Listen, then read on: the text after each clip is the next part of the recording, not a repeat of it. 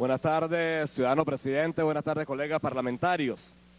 Bueno, hoy cuando traen este punto, en esta solicitud de crédito adicional para la aprobación de estos recursos para el mermado, precario, devaluado e insuficiente salario mínimo de los trabajadores en Venezuela, yo hoy tengo que necesariamente reclamar en nombre de los trabajadores, en nombre de los funcionarios públicos, de las gobernaciones y de las alcaldías, un trato igualitario. Tengo que rechazar el trato discriminatorio, porque los créditos adicionales para el salario mínimo de los funcionarios públicos nacionales no se aprobaron de la misma manera y de la misma dimensión a los funcionarios públicos de las gobernaciones y de las alcaldías. Nosotros consideramos que hay que hacerle un seguimiento a la aprobación que se hizo el pasado 13 de agosto a el salario mínimo de los estados y de los municipios, en virtud que solamente se aprobó el 50% de lo que significa y luego se ofreció que el 50% restante sería para el mes de noviembre de este año. Bueno, en un país donde las devaluaciones son constantes, en un país donde la inflación anualizada ya está por el orden del 70%, donde el bolívar cada día vale menos, donde la platica cada día al trabajador venezolano le alcanza para menos, que la platica está devaluada, que hoy el sueldo mínimo no alcanza, nosotros estamos en la obligación de pedir que revisen esa aprobación y que el dinero de los trabajadores para el salario mínimo de los estados y de los municipios se apruebe de manera inmediata. De aquí a noviembre ya esa platica se volvió sal y agua.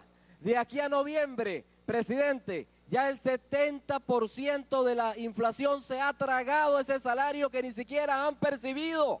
Y es por eso que consideramos que debe revisarse esto y que debe aprobarse de manera inmediata.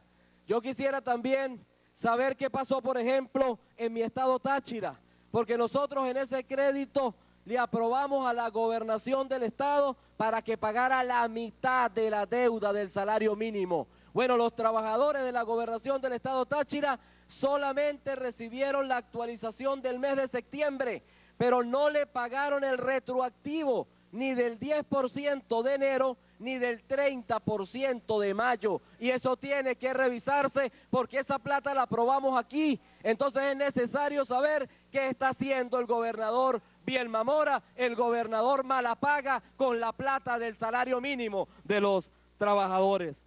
Debe pagar porque el dinero lo tiene ya en sus arcas. Entonces en este tema, presidente, que se trata del mermado y devaluado salario mínimo de los trabajadores, que hoy, a pesar de que en muchas partes no lo han pagado, es solamente de 1.062 bolívares con 75 céntimos.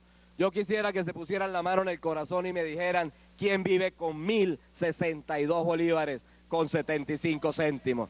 Yo quisiera saber si alguno de los diputados, presidente, del PSUV viven con 1.072 bolívares semanales, que es el salario mínimo de los trabajadores. Por eso yo quiero hacer dos propuestas en este tema del salario mínimo. La primera, presidente, que es necesario que se decrete un nuevo incremento del salario mínimo este año.